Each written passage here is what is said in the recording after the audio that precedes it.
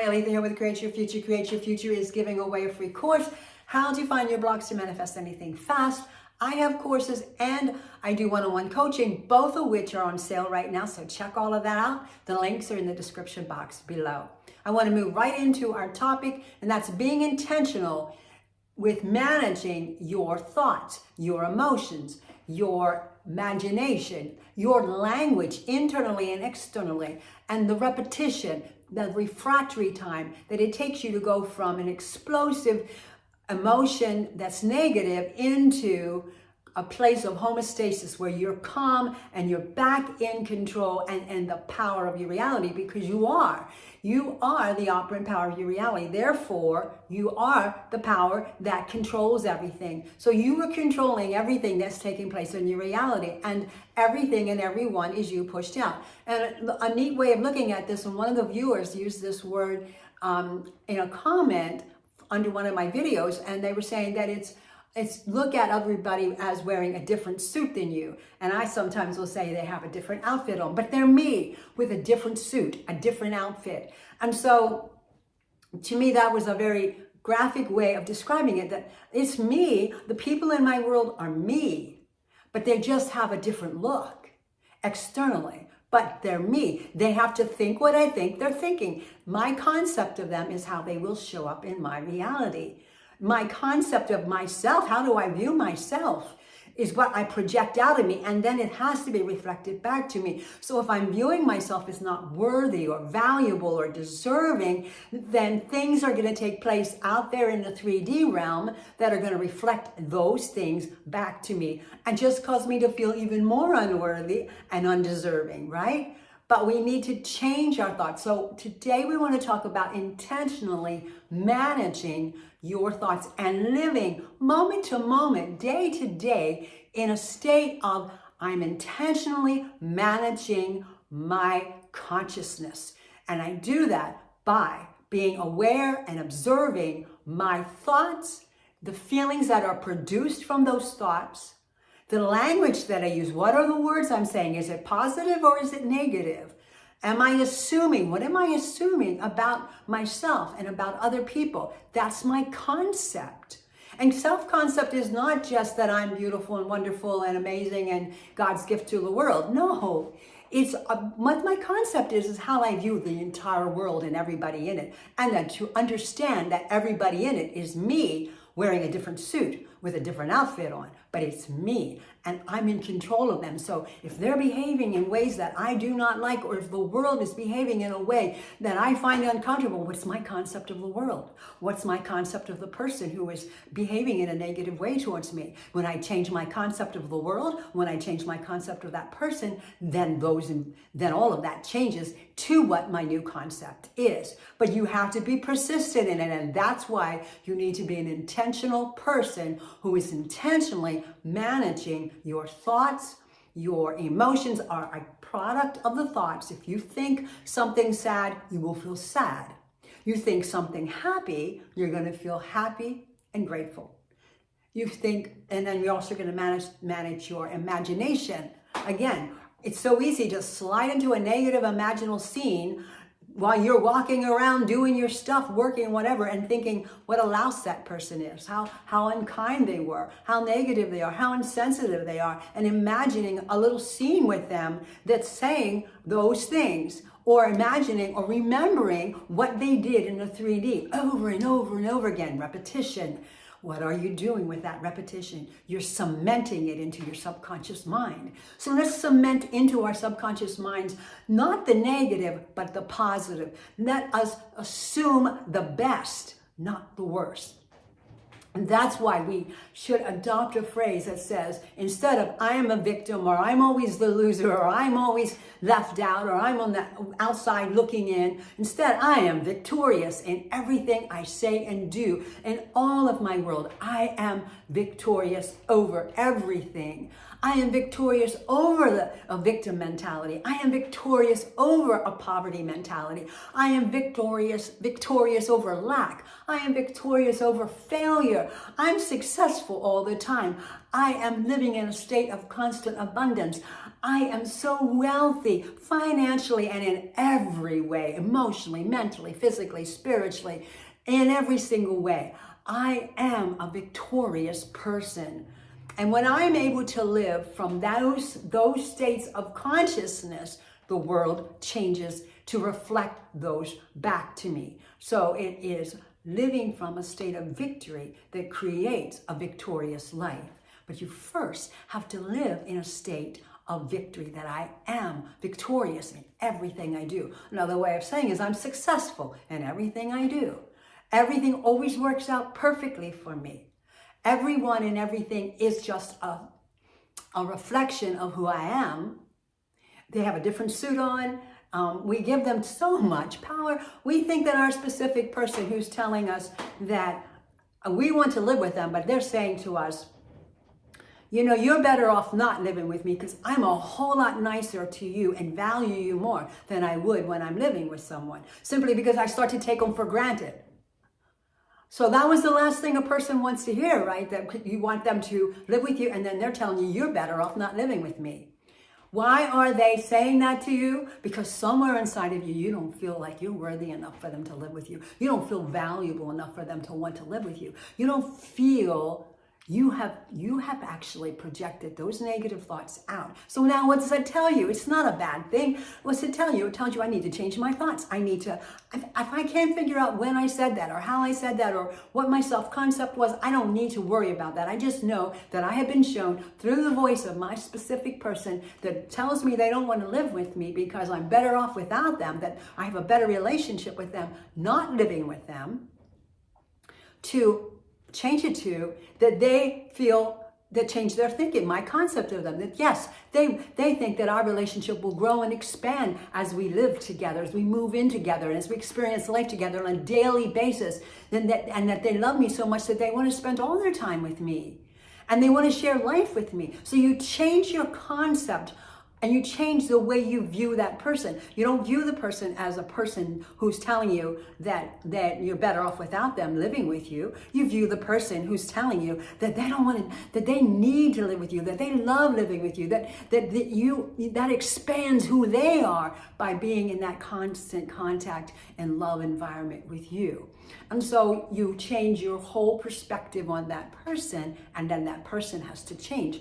It's the way it works. It's the law of assumption. You assume that they want to live with you and they'll want to live with you. You continually assume that they don't. And I know in this case with this client, they were assuming the person didn't want to live with them. Well, that's what they got. As far as the verbiage, we change the verbiage inside of you. You change your language inside of you and say that they do assume that they want to live with me, then they will reflect that back to you so that they'll want to live with you, as opposed to all the negative things they were saying. So it's so important to manage our thoughts. And you can change any situation. If something horrendous happens, or if your SP in that situation tells you that they don't want to live with you, and then they leave, and so then you're all upset and emotional. The refractory time is really important, because you do not want to go down the rabbit hole or spiral down into a negative place where you start to create more of what you do not want.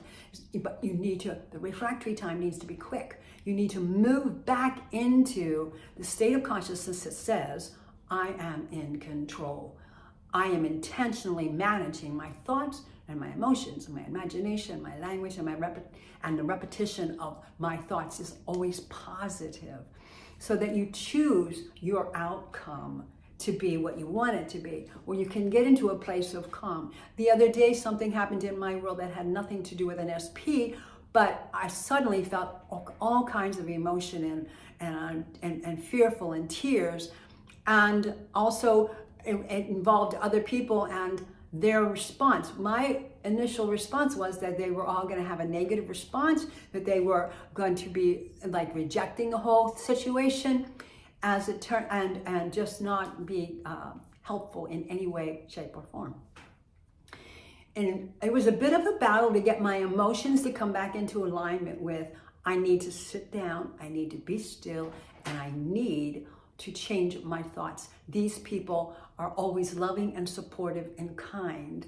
They're always there. They show up when they're needed, and see them in a different light. When I was able to move into that state of consciousness where I saw them differently, not negative anymore, but in a positive light, then that's how they showed up. As it turns out, in this little bit of a crisis that our family had, 5 specific people showed up, and every single person had something to contribute, and every single person caused that situation to turn around 100%.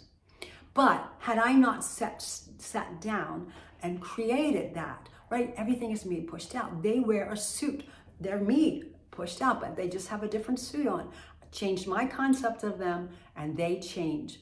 And so we had the outcome that I wanted, and was best for everyone. So the message here today is that you are the power of your reality, and we must set an intention to intentionally manage our thoughts, which then will produce the emotions. Manage our imaginal scenes, which then will produce the emotions. Because if you're imagining a bad situation, you're going to feel bad. But if you're imagining something positive turning out with the way you want it to, then you're going to feel wonderful, right? You're going to have a joy and happiness. And then to understand that everything is about repetition. To solidify things within the subconscious mind, it's repetition, repetition, and repetition over and over. And what we do when we're upset, we tend to think about it over and over and over. We go to friends, we talk about it over and over and over. If we would stop doing that and assume the character that we want to be, or the situation we want, and assume it from the end of already having it the way we want it to be, and if we would live from that assumption inside, turning it over and over and over, looping it over and over in our minds, just the way we do the negative stuff, only this is going to be the solution, the thing that our heart's desiring, living from the end of having it the way we want it to be, and looping that over, repetition, repetition, that will then cement itself into our subconscious mind, and then reflect out, or be pushed out, and then be reflected back. So that you are living from a state of consciousness that says, I am in control. That's not just a word. I mean, if you want to control equipment, you have to know how to work it, right? You cannot just get on a piece of big machinery and start bouncing away with it somehow. It won't work. You must know how to operate that machinery and for it to move forward. All right. So you say, and to be safe. So with your mind, you must be intentional about how you use it. You must manage it. You must understand how it operates and how to use the tools that make that mind be the most productive and produce for you the outcomes that you want. So you manage your thoughts that will create your emotions. You manage your imagination. Whatever you're imagining, if it's not positive and causing you to feel good and happy, stop. And you manage it to be only what you want to experience. And then you know that you have to loop that over and over. You go through the whole day, if you have to stop 1,000 times, but you go through the whole day imagining things and intentionally saying things that are only in alignment with the outcome that you want. And then in case of the person who wanted the SP to live with them, instead of saying they don't want to live with me, they don't value me, and all those negative thoughts, they simply that you live from the end of assuming they already live together, and that person is so excited and happy to grow and live together and expand as individuals and as a couple in a living together environment, and that they love you and adore you and want to spend all their time with you. So you can elaborate on all of that, but you have to live from the end of that's managing your thoughts. And that will get cemented then into your subconscious mind. So every time you're tempted to fall into the trap of being seduced by the 3D circumstances, force yourself to stop and think only what you do want, to live from a victorious life, a successful life of manifesting your heart's desires easily, effortlessly, and perfectly, the way you want your outcomes to be. You need to choose that. No one else can do it for you. And in your mind, you get to choose whether you're going to have life or death, meaning you're going to choose the life with your SP or living alone without that person or not having anyone at all. You get to choose that by your thoughts. You get to choose, am I going to live from an intention that says that my SP and I are happy together? Even if they're not right now, you live from that intention.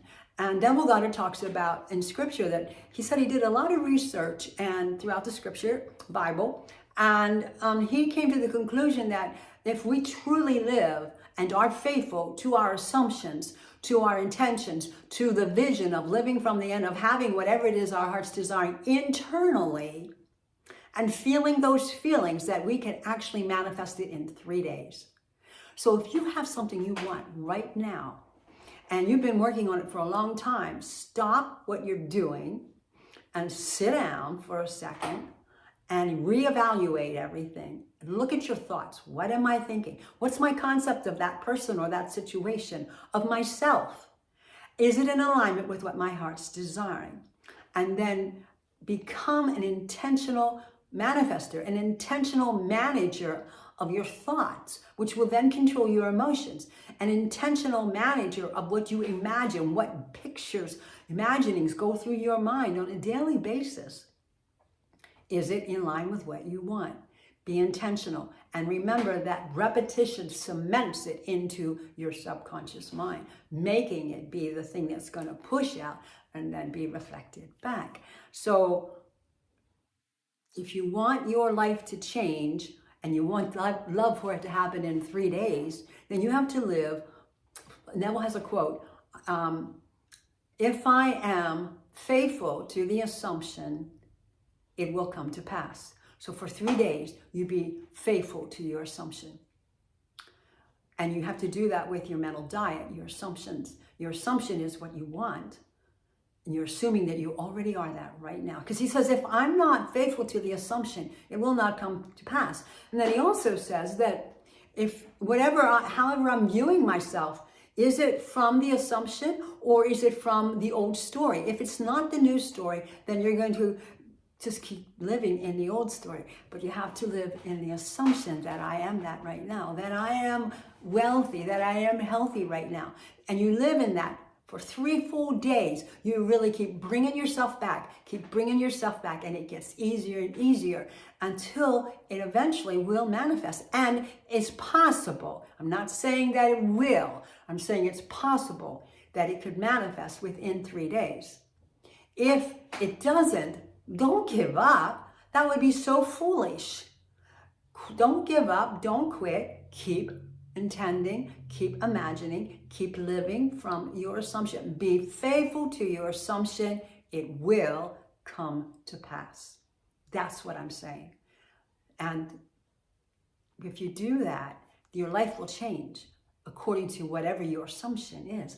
I'm assuming I'm already with my SP and we're happy together. I'm assuming that we live together and I feel the feelings of all of that. I'm assuming that I have perfect health and I feel the feelings of what it is to feel pain-free and healthy, mentally, internally, emotionally.